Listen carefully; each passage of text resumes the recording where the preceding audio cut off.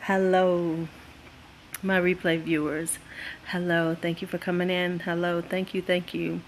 Hi, Ronald 2016 Bobo. Boo Boo.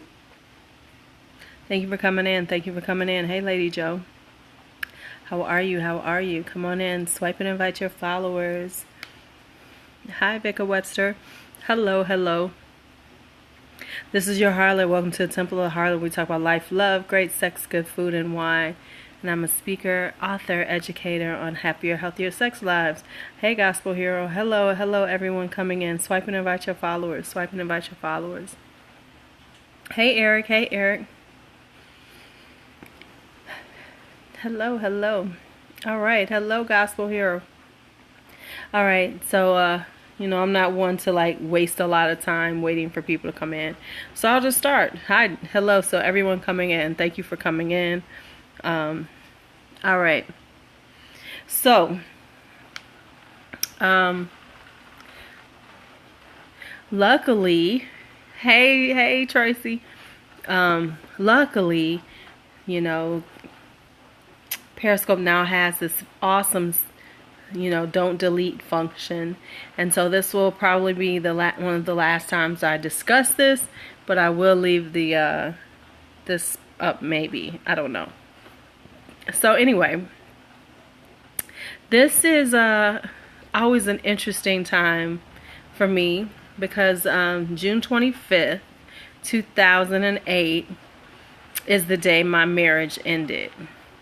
And I can remember and recall this because of the circumstances behind it. You're with somebody for years. Me and my ex-husband were together for 9 years. And even in the end, because, sometimes things happen, life goes on, things change. We were in the process of breaking up. Nothing about my open marriage had anything to do with it because, of course, I do talk about I did have an open marriage. Not at all. There was some other issues going on. But you still have this teeny tiny hope bubble that says maybe things will work out. Maybe things can happen. Maybe we can get it together.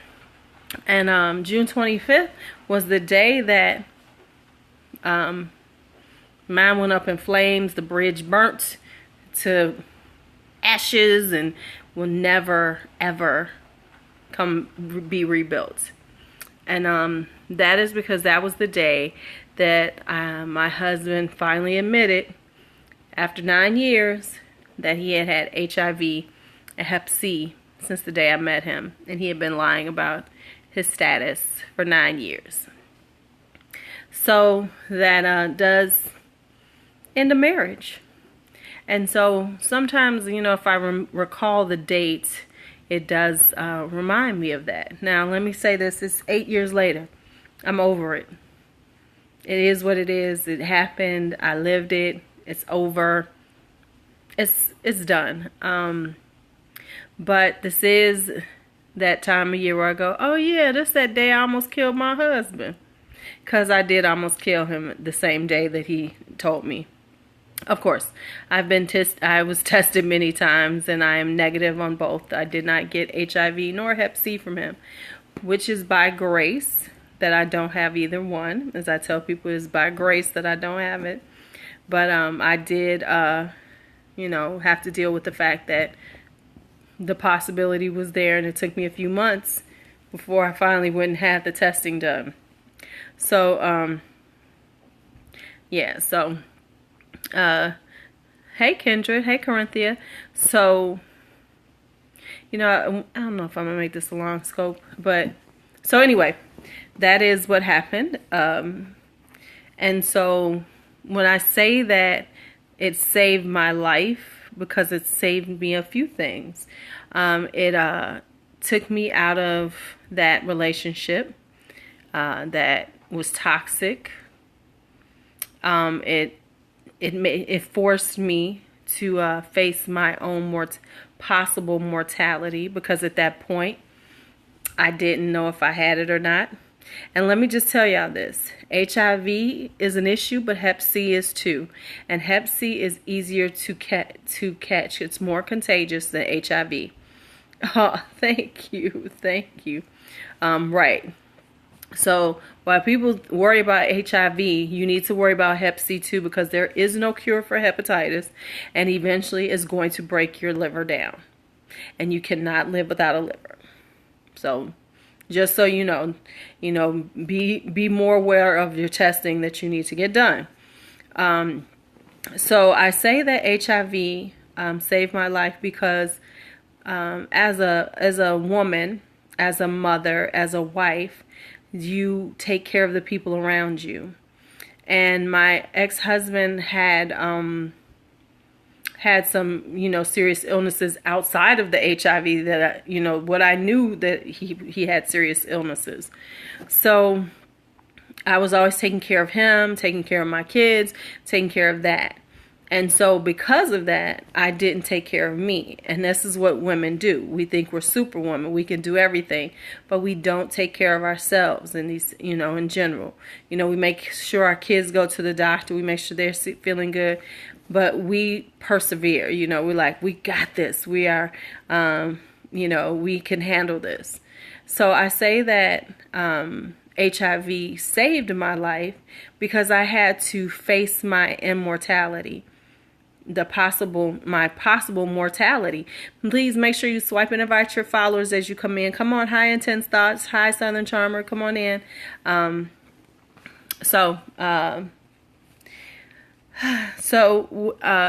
me say. So it took me a few months before I got tested, because I was working a new job and I had to make sure that I had health insurance. Because if I had been tested and I was positive, I wouldn't have had health insurance because it would have been pre-existing condition. So I had to make sure I had that in place just in case I needed to get in and get some. Hey, Yvonne, I haven't seen you in a while. How are you? Just in case I didn't get in touch with somebody. I had contracted it. So the day I finally did it, I finally, said, okay, you got to take care of this. One day I said to myself, you got to take care of this. You got to find out. Because I'll be honest with you. I guess you all want to know how this all came about, huh? Okay, let me backtrack. Okay. This is how it came up. Me and my ex were in the process of breaking up for other reasons. We weren't, the things that happen in relationships, and you're thinking you're breaking up. One day, like I said, my ex-husband was a hemophiliac, so there was always medications in my home. One day I saw a big bag of pills. And for some reason, something said, go look at those pills. Now, we had been together living in the same household for 7 years. I had never noticed these pills. I'm going to assume those bags had been around the whole time. I just didn't. I had a blind eye to them. I looked at them, and one of them said protease inhibitor. And then something said, I've heard this word before.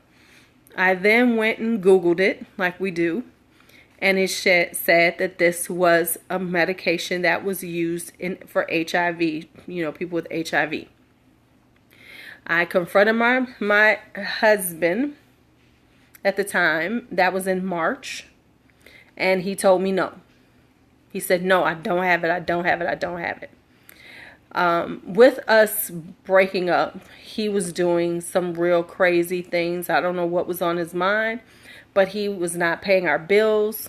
I found out he was taking our money and paying some other woman's bills. He took my professional resume and made a resume off of my professional resume for his new, he was saying, new future wife. And all these things. So at one point I decided, let me ask his doctors, the doctors that I knew, what's going on. So I called the nurse that I knew, and I said, listen, I need to know something. I said, I found this medication. I need to know, is he HIV positive? And she said, hold on, let me call you back.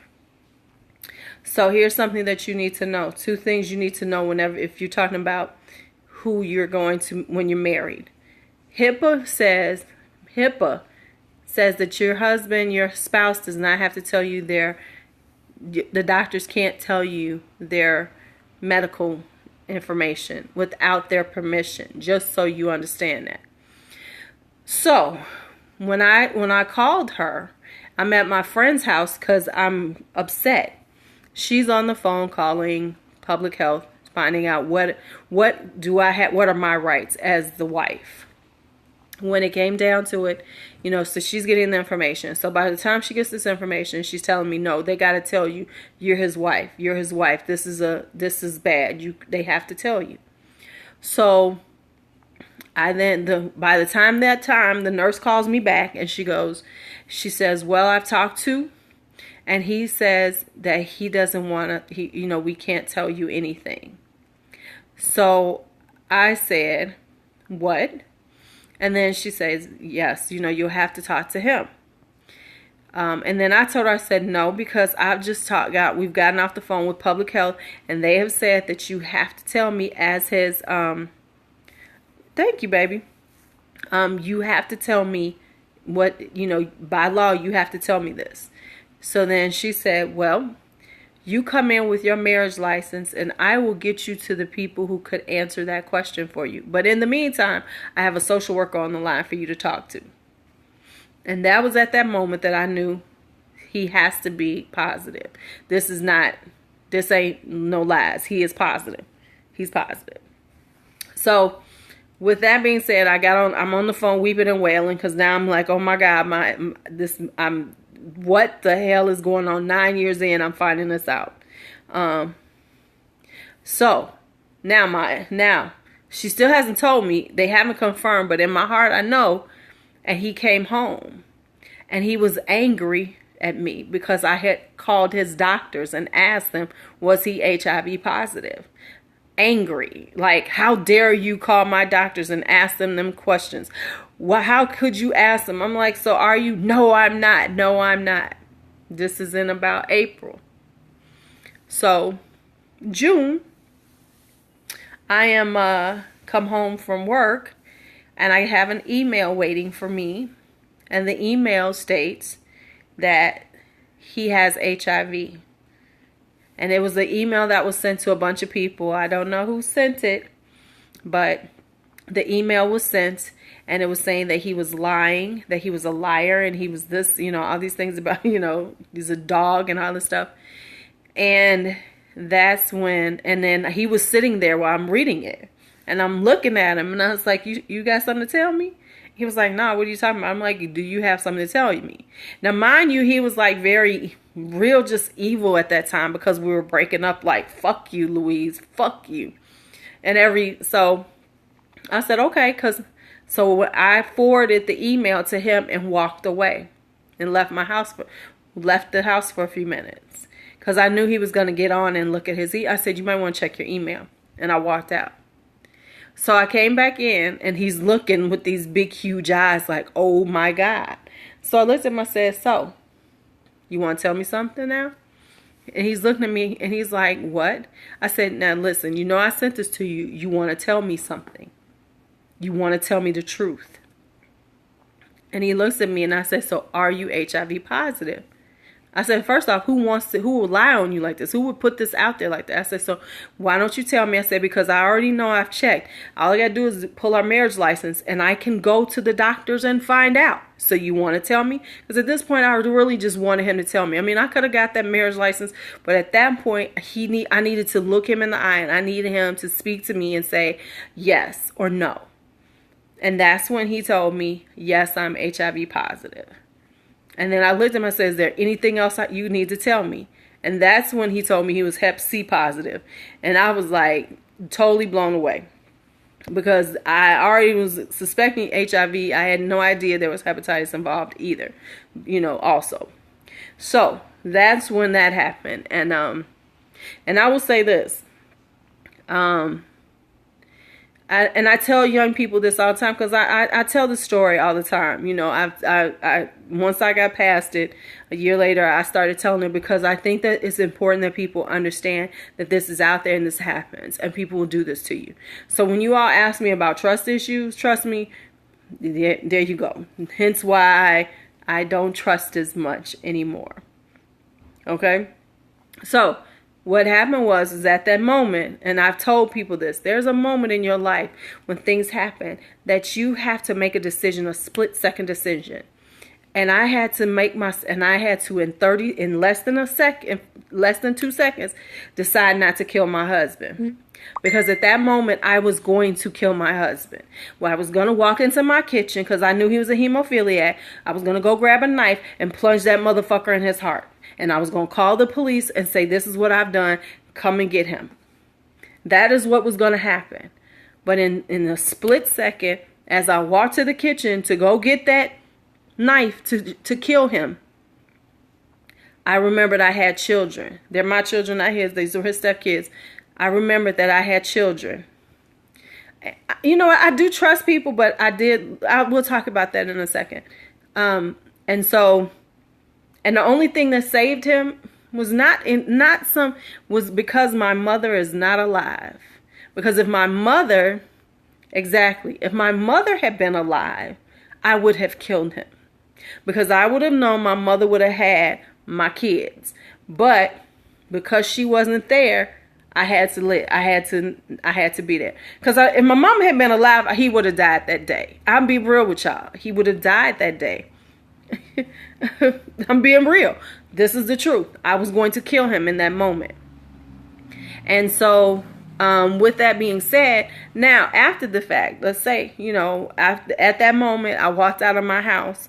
I went next door to my neighbors that I loved, and my neighbor opened the door, and she says that she will never forget that she opened her door and I fell in her arms, crying hysterically and telling her that Philip had, the demon as I call him now, had HIV. So aftermath. So this Negro got the actual nerve to have some little balls about him, and so he then told me that I couldn't tell anybody because that was his private business. Right. Now, with all that, we were still in the home together. I left after about 3 weeks, so I walked away from my home. Yeah, they really did. And let me tell you how much my kids saved them. I couldn't even tell my kids. No, I did not get it. I'm by grace. Let me tell you how that went down. By grace, I didn't get either one. So we'll talk about that. I'm gonna give y'all all the story. And so he told me that, you know, so I tried to stay in the house with him during that time, you know, even though I'm so angry every time I saw him. And it got to this point where I had to leave. So I walked away from my home, left everything I owned, except for the clothes that I could take up out of there. And I left and stayed with my friends for a while, with my best friend. Because at that point, I still, we've tried to, there's so much to this. There's levels, baby. There's levels. So I left, and then so when I left everything in the home and everything. And the reason being was because I still had dreams of killing him. I was still dreaming of killing him. And then I knew at that point, if I did it, which there was moments when I almost did it again, that I was going to go to jail. So I had to leave because that would have been premeditated. The moment that he told me, I could have got away with the passion of the moment. But after that, it was going to be some premeditated shit. Because I was working out a plan to fucking kill him. I was going to be a snapped episode. Y'all would have been like, y'all wouldn't be talking to me on Periscope. Y'all would have been watching my shit on Snap like, and she snapped.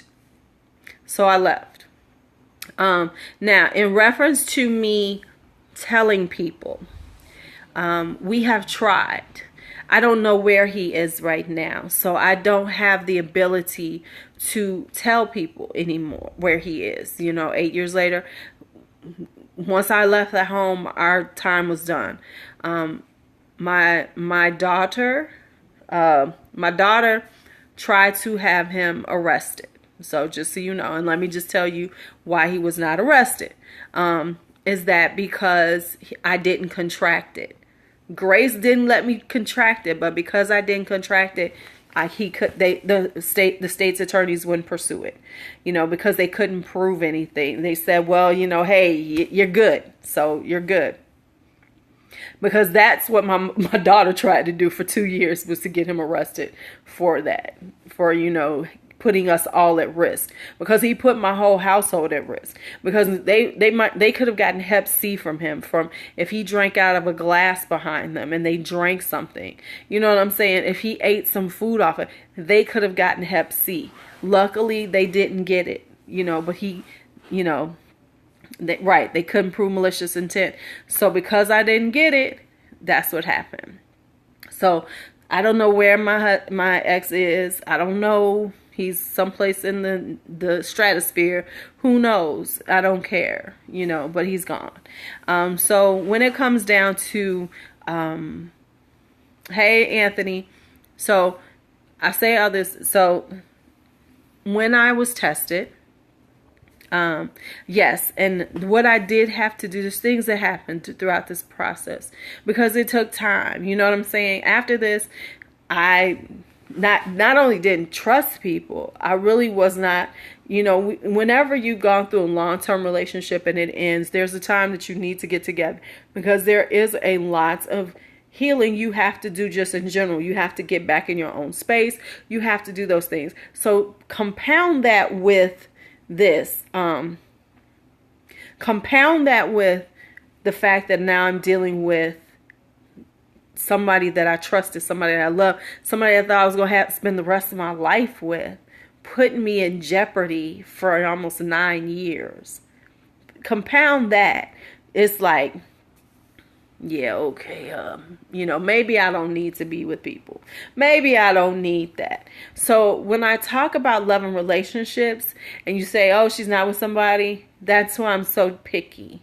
Because now at this point, I'm not willing to, be that open and open to people, because of, he took away. That's the thing that he took away from me. It wasn't besides that, he took away my trust in people, because I inherently trusted people to do the right thing. And he taught me well that no matter how much you think somebody loves you, that they will always have their personal agenda at heart.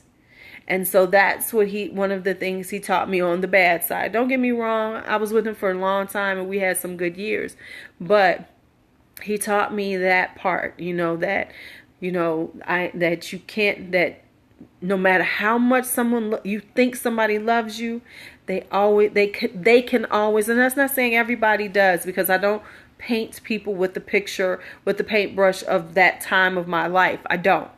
But I understand now that this is something that exists. That not always it's going to be about you all. Yep. It's not always going to be about you all as a couple, but there will be some times when it's going to be about them. And so you have to be prepared for that. And you want somebody who's not quite as self-serving as he was. I'm just saying. So when I finally decide to go get tested, and it was a while, that was in June. I didn't go until October, because honestly, besides the fact my insurance kicked in August, but I was still grappling with just the fear of finding out. It was so much fear during that time.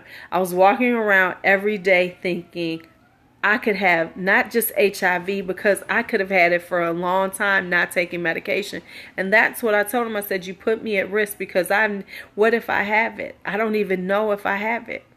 He put me at risk. And so when I finally one day in my head, I said, you have to go find out. So I called my doctor. It was on a Wednesday or Thursday. And I remember this because they told me, hey, come on in on Saturday. So I was like, okay, I'm going into the doctor on Saturday. And that's so rare. You call your doctor on a Thursday and you get a Saturday appointment. They're like, yeah, come on in. So I go and I see my doctor and I tell her everything. I hadn't seen her in a few years, because of course I'm Superwoman. I take care of my family. I take care of my kids. I take care of my ex-husband, my husband. I take care of everybody. But Lulu don't need that much work. She's okay. She's not coughing. She's not sad. She's not. So I tell my doctor everything. I said, I need this test. I need this test. And she's looking at me like, why do you think you need, especially the hepatitis test? I said, this is why. So she gave me the orders. She says, okay, you can go do that. Monday, I was off. I was working 2 jobs at the time. I was off during the day, and I went into the hospital to go get my testing. Now, here's the funny part. I'm going to go get my testing done. And just let me say this. Who are the Sex and the City people? Give me like a little 1 or a half 5 or something for the people who watch Sex and the City. Did anybody used to be with sex? Okay. Here's the thing. This always reminds me of this, is that when I was going to go to the doctor, when I was on my way to the hospital, I did a rolling stop through a stop sign. Police stops me, right? Now, I didn't know that my license had expired. I had forgot to renew my license. All this stuff had been happening right around then. I forgot to do my license, right? So he comes back to him. He's like, do you know your license is expired? And all I can think of is that, oh my God, I'm about to go to jail and I'm not going to get this test done. So I looked at him and I started crying. And I said, I've got to go to the hospital. I got to do this. I got to go get this test because this, and the other. And he's looking at me like I'm crazy, right? Now, y'all remember on Sex and the City when Berger broke up with her on that Post-it, and they had the police and they was getting high, and the police was like, and they said he broke up with her on a Post-it and she showed the Post-it. That's exactly what I did. I took the orders and I stuck them up like that at him. And all you saw in big letters was HIV Hep C test. That was the first thing you saw. Now I took a battery of tests, but those were the big letters. And he looked at me. And he was like, he went to his car. And then he came back like 5 minutes later. He said, go get tested. But don't let me see you driving, right? So I'm like, bet. So as soon as he drives away, I was so off. I was so shaken up that I couldn't even drive. So I walked the last mile to the hospital to go take care of this. So I went and did all that. And then later that night, I was getting off because I was a blackjack dealer at a casino here in Indiana. I'm getting off at 1 o'clock in the morning, checking my messages, and I hear a message from my doctor that says, call me as soon as you get this message. Y'all know what I thought, right? I mean, I ain't even got to say anything. I'm listening to this message. She's like, as soon as you hear this message, no matter what time, call me. And I'm like, oh, fuck me. I've got HIV. And so at that moment, I'm driving and about to put some gas in the car. And in my head, I'm like, right. I'm like, right. So I'm sitting there like, okay, well, you know what? I ain't calling her in the morning. In my head, I was like, fuck that. I ain't calling in the morning. I'm going drinking. Because if I got HIV, I'm going to have it in the morning. That's it. That's all. But something said, call your doctor. So I called my doctor up. And I'm like, so, get the answer service. They put her on the line. I'm like, oh my God, I've got HIV. She's like, no, now mind you, this is like not even 24 hours later. So, the damn test results hadn't come back. So she's like, no, you are not. I was like, oh. She was like, but you do have anemia. I said, oh. Okay, what you need me to do? You need me to go get some iron pills right quick? Yes. And then she goes, no, I'm calling the emergency room. You are going to go to this hospital and you are going to be admitted. I'm like, what the fuck is going on? Admitted for anemia?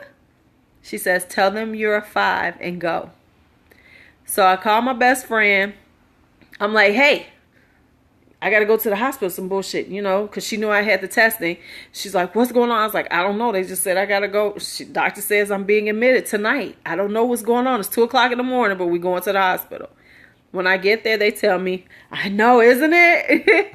So when I got to the hospital, they told me that, at that moment, I was very close to. Here's the thing that I've learned.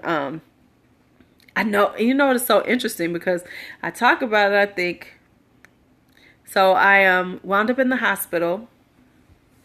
I wound up in the hospital, and at the time they rushed me through, and I found out that my anemia was so bad that I was close to having a stroke and a heart attack at the same time because I had no blood flow.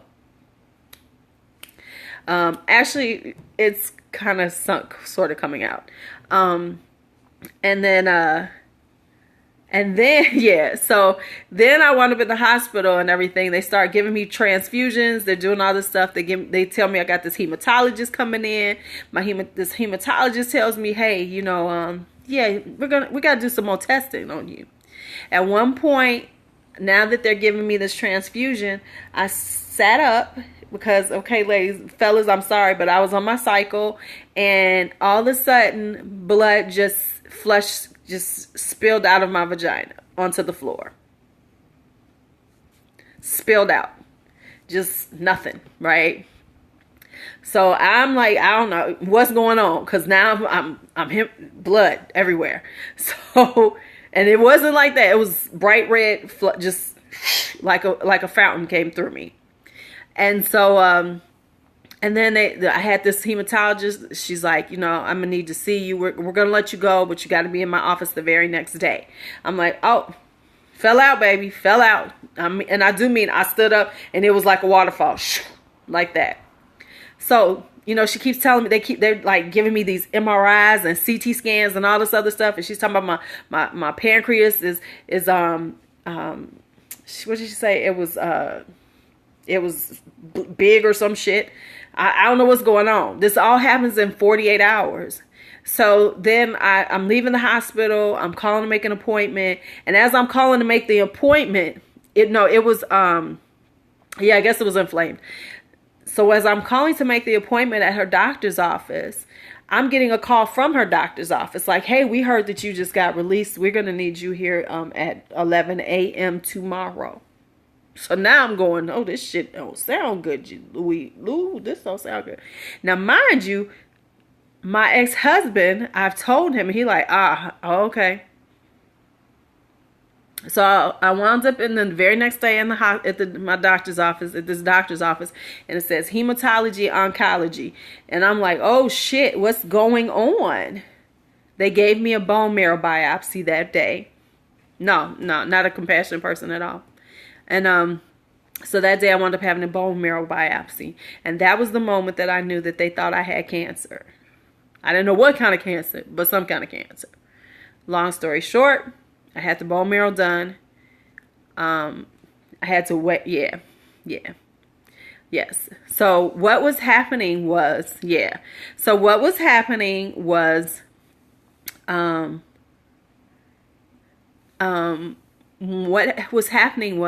is that I had anemia, and so for about a week or two, I didn't know if I had cancer. I didn't know anything, what was going on.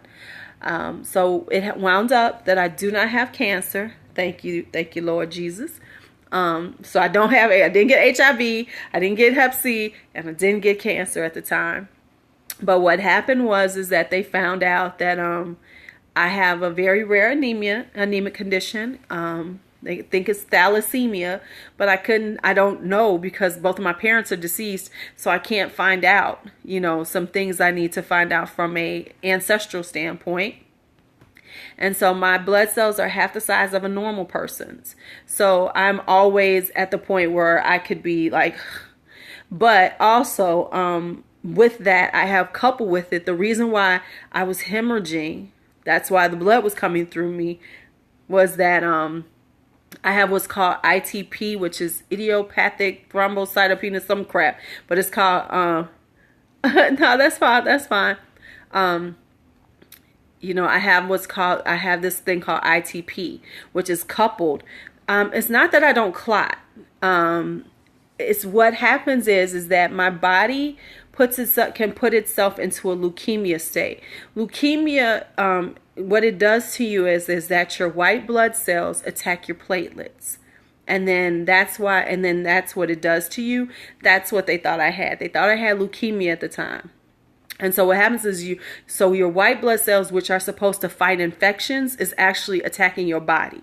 It attacks your platelets. And so therefore I didn't have platelets. I could not clot. And that's why you hemorrhage. So that's what I have. So I have like this I have a leukemic condition, but not leukemia. So it's manageable, but that's what I have now.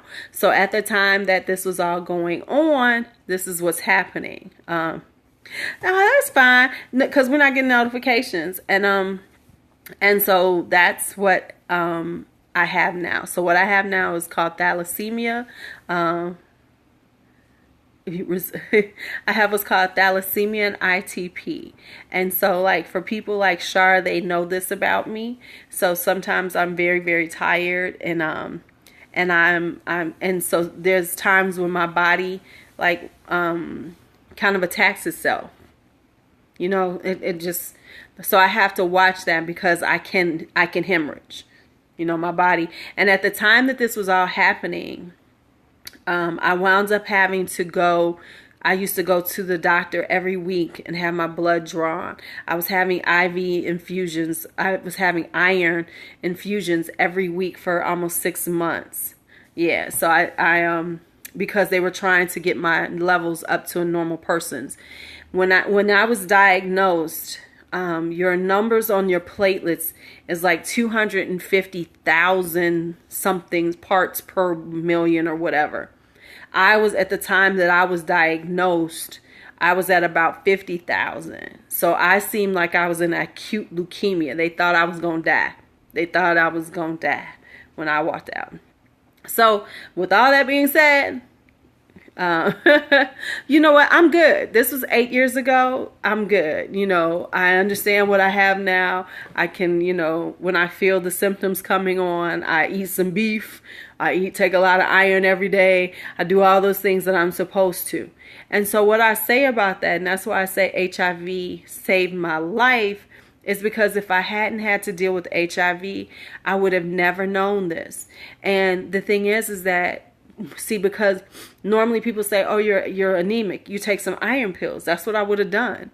Oh, I'm a little tired, let me take iron pills. But because of it, I did have to face the moment of the possibility of my mortality, and I was able to then live longer and live actually and move on to this place where I am now. So even though there was so much that happened, it's taken me here. And so at the end of the day, no matter what happens, it's a learning experience for you. It's something that's changed you. And that's all it did. And so I started telling this story because about a year later, I was teaching. Yes, I do right. And so I was teaching belly dance. And I spoke about this because it was like HIV testing day or World HIV Day. And something said, speak about it. Just tell the truth about it and tell these women, go get tested, take care of yourself and all this stuff. I did it. Don't ask me why, but I did. Later that night, I got home, checked my email, and one of my students had emailed me and thanked me for telling it and told me to please don't stop telling the story because her sister's husband, her brother-in-law, had HIV, contracted it, never told her, and her sister got HIV and had died about 6 months before then from AIDS. And so she said she wasn't ready to tell the story, but please let me keep telling people to do this. So that's why I tell it. because I felt real funny that day. Like, maybe I shouldn't have told that much. Maybe I shouldn't have said this stuff. I'm telling them my personal business.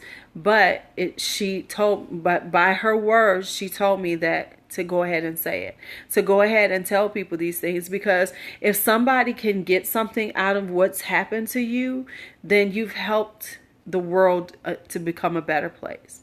So I don't look in my time with and don't get me wrong, I had some good years with my ex-husband, but I don't look at it as a bad thing. I look at it as a place of teaching me. And let me tell you something. During that time, because so much was going on, and this was before I was even tested, before I had to deal with my personal health issues. I remember there was a day. This is wow. There was a day, and it was like, all this stuff was compounding. I came outside one day after a storm. The car I was driving to get to work, a big ass branch had fallen and cracked and broke the whole windshield. And I was like, I remember sitting on my friend's porch, because that's when I was staying with her, and was like, God, I don't think I can take one more thing. I remember saying that. I was like, God, I can't take no more. I'm going to break. And God put more on my back. And God, and I made it through. And so I say that to say that people, we have a tendency to just hold on to these things and think we can't do anything. You can. Because God, and it's true, God some shit might happen in your life, but as long as you can stand up, as long as you can get up, as long as you can keep stepping, as long as you can keep moving through life, then you can make it. It might not be perfect. I mean, I've struck, my life didn't go back to being perfect. I walked away from my home. I walked away from things that I had, possessions and all those things. But luckily, my mama taught me that possessions don't mean shit. So I walked away from almost everything I owned. I walked away from my home that I had made, that I had walked in. I had put money into that house. I built it, helped build up the way it looked. And I walked away because that was more important than that possession. So no matter what happens, if you can keep stepping forward, you can make it through. You can make it through, no matter what. No matter what. And I'm not saying that everything's going to be perfect or it's going to work out, but you can make it through. And then you can make it through to the next day and see a next day coming. If you can make it to the next day and see a next day coming, then you are better and you are stronger than you believe. So HIV did save my life. And don't get me wrong, I've been through some things before then, but that was the worst day of my life.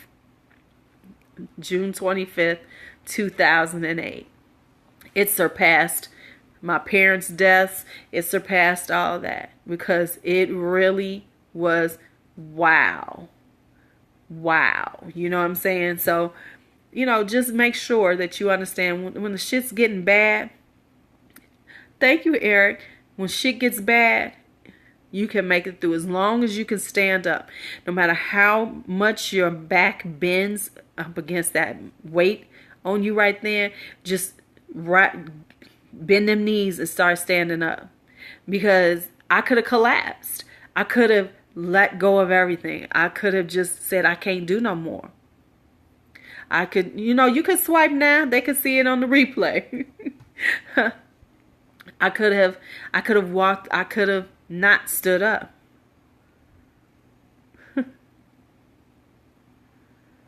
Well, thank you so much. Thank you so much. I appreciate all the prayers I can get. So, feel free to swipe and invite your followers. They can come in to the replay and if they make it through this long ass story. But yes, so I just want you all to understand life is a lesson. And everything that happens and everything that you survive is a lesson. And all you have to do is learn that lesson and you'll be okay. I'm here with y'all. I'm here in my little place with no furniture, books, and shoes and clothes. Don't cry. Don't cry. It's no, you don't have to cry. It's okay. Oh no, I never give in. I never give in. I've seen too much. I never give in. No, no, no. Hey murders, hey murders. Nah, life isn't about giving in. Life is about moving forward. Life is about. I gave some shoes away. Thank you. Thank you. Life is about moving forward. Life is about, well, thank you. Thank you. Life is about not allowing anything to stop you. And life is about the lessons. See, so often we don't learn the lessons, and so we are either doomed to repeat them or doomed to stay in them. See, I could have stayed in that moment if I didn't let myself, deal with it, find out what was going, and be honest with myself. So life is a lesson, and it's about learning the lessons and allowing them to resonate within you and keep it move and go to the next place. See, if I didn't go through that, if I didn't live the life I had, I wouldn't be here right now. So I don't look at anything as being a bad thing. I just look at it as something that I had to learn, something that I needed to understand, so that when somebody came to me or talked to me, I would be empathetic. I could understand. I could give them something if they needed it. And that's what you want to be in life. You want to be able to take what you have dealt with in your life and make better for yourself and for the people around you. And if you can do that, then everyone benefits. So yes, there was a time that I loved a man. There was a time that he betrayed me to a point that I just was not expecting and devastated, by. But I lost some things, but I gained so much from it, I gained so much. So I lost a lot, but I gained more. And I have a twin in the UK. Okay. Awesome. I gained so much. So make sure y'all swipe and invite so some of these UK people can talk to me and see me. I gained so much through this process. I've become this person. I've become a person who is more empathetic toward people. I've become a person who is okay with sharing what people need. I've become this person who's okay with all this, and life ain't always easy. I've struggled with many things, and I still do. And I know that even now I have to push myself to be okay with meeting men, really, because I still struggle some, with that little bit, with that ghost of him in here that will make me just be like, nah, that's all right. I'm good. So I still struggle with that sometimes. You know what I'm saying? That's just being real. I'm very quick to get rid of people now. I will get rid of you like that. It'd be like, oh, okay, no, I can't be bothered. So I'm still learning to be a little, not necessarily trust, but don't blink. I have a fan over my head.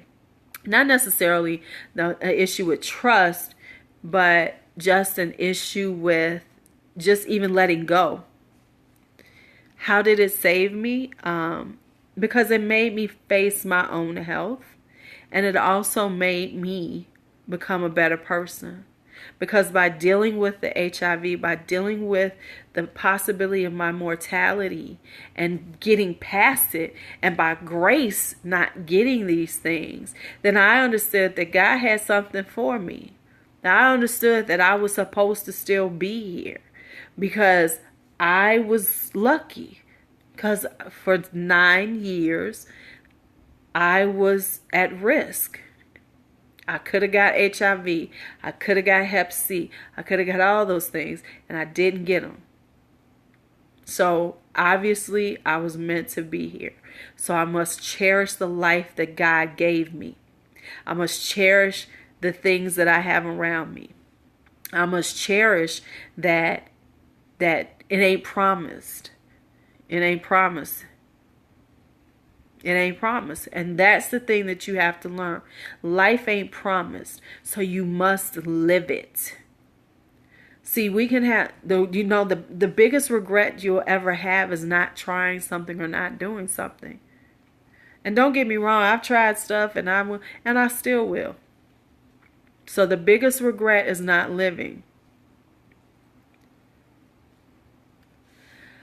I don't know, because I had my children before I got with him. But see, what I do know now with the cocktails of medicine, because let me just say this.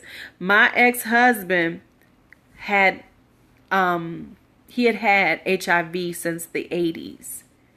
So this wasn't something new for him. Oh yeah, we're no longer together. Yeah, we've been apart. Our marriage was over at that point. Done. So he didn't break it to me. He didn't. That's all in the beginning of the replay, so let me give you the quick version. He did not break it to me. I found out he had it after 9 years. He didn't tell me. He tried to deny it for a long time. There was an email that came out that said he had it. He finally admitted it, and that's when he told me he had HIV and Hep C. And so he had it since the 80s. He had been taking his medication. I just didn't know it. He had been hiding his medication from me for 9 years. He just got lazy and didn't hide it. So that's how I found it. That's how the whole situation came up. And the thing, the mind, you can, but you can't. He could have gone to it. I'm good. Yes, he could have, but because I didn't get it, I didn't contract it, they wouldn't pursue it. So yes, it can be done, but I would have had to contract it. So I'm okay with him not getting put in jail for me because I didn't contract it. But yeah, so he had it since the 80s. Sure is.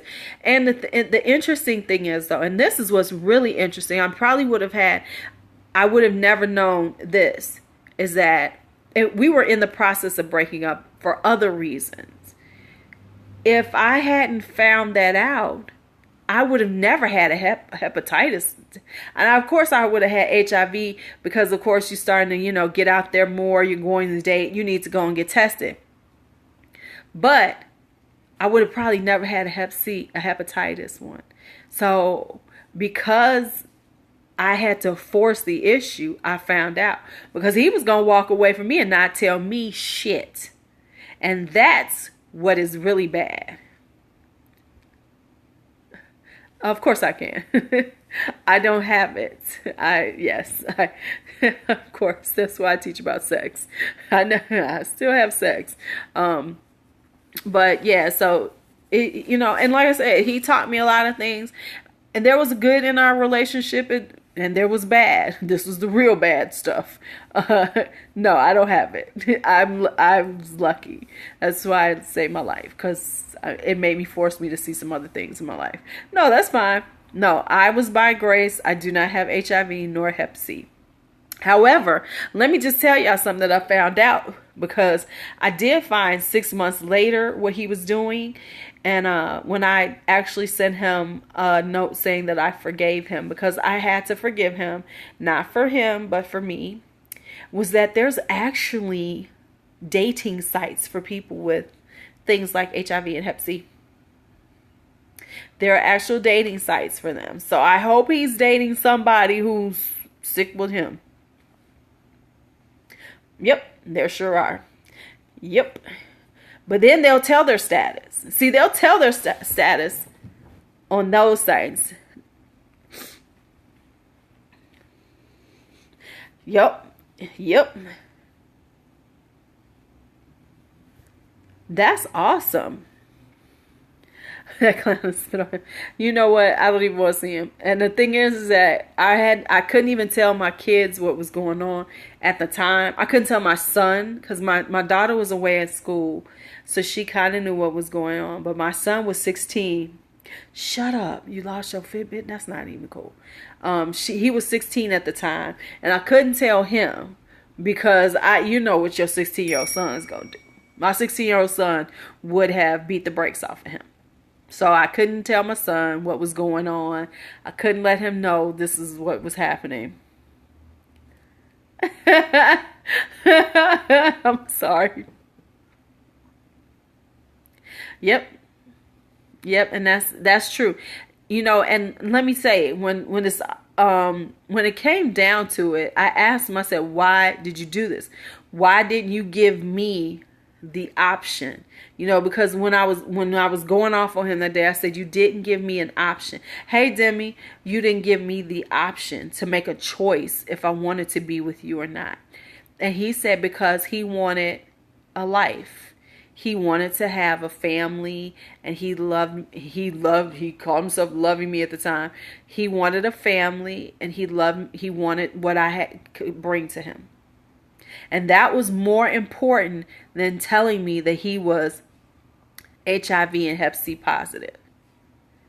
And so that's why I say that at the end of the day, it taught me, one of the things it taught me is the selfishness of people, because it didn't occur to him to tell me, because I might not have dated him. I might not have been with him.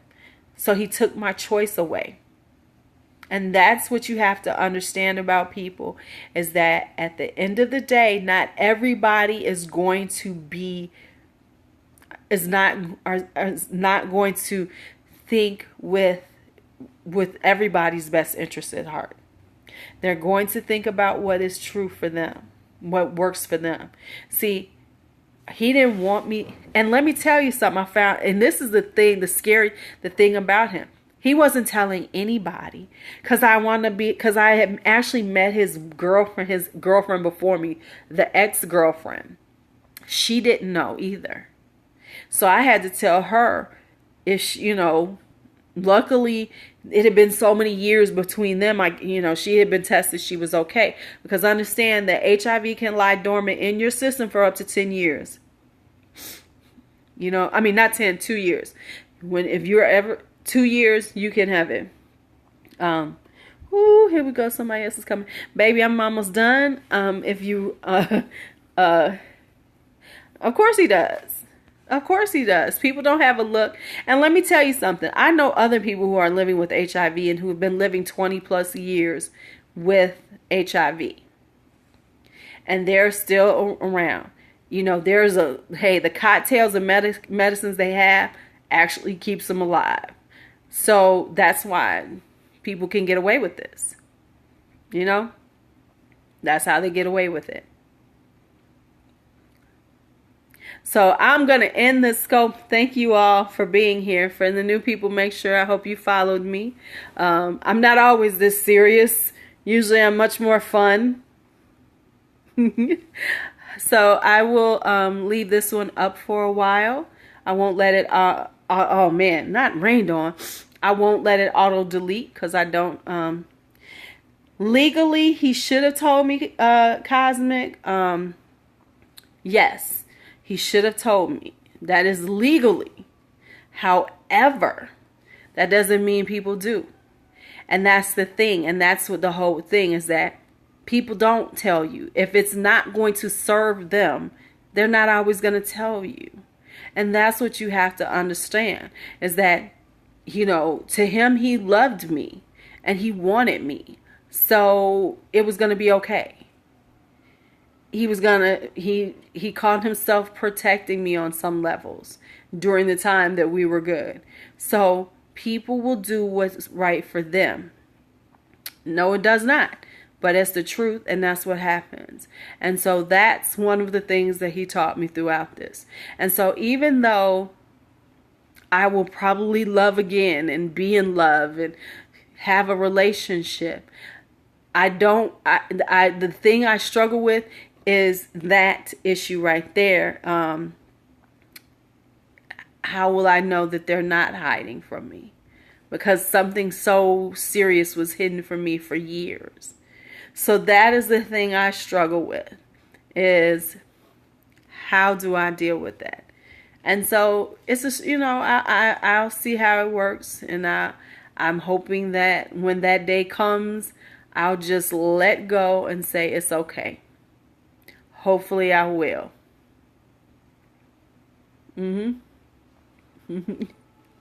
Right. Yep. And so that's part of why I don't, yes, exactly what we were talking about. You can't be giving y'all to somebody you don't know. And that's what people do all the time now. All right, my loves. Thank you so much for spending this time with me. I hope I didn't talk too long or bore you to death. Y'all have a great night. I will see you all in the morning. I'm sure I'll be in a better mood. You all have a great night.